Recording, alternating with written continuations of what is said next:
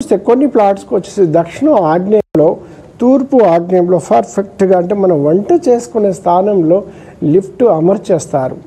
ఎందుకు అంటే ఇది ఆగ్నేయం ఉంటుంది బిట్, కానీ అవతల ప్లాట్కి ఈశాన్యంలో డోర్లు ఉంటాయి. ఇలా ఉండడం వల్ల ఏమవుతుందంటే ఈ ప్లాట్ వాళ్ళకు పూర్తి ఆగ్నేయంలో అంతవరకు లిఫ్ట్ ద్వారా కట్ అయ్యి అది కామన్ ఏరియాగా అందరి కిందికి అందరం లిఫ్ట్ వాడుకుంటాము.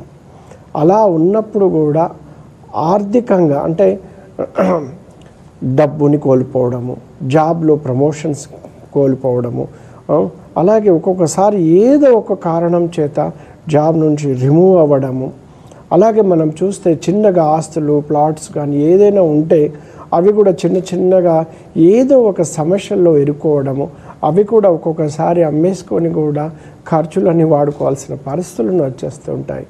ఆగ్నేయానికి అధిపతి అగ్నిదేవుడు.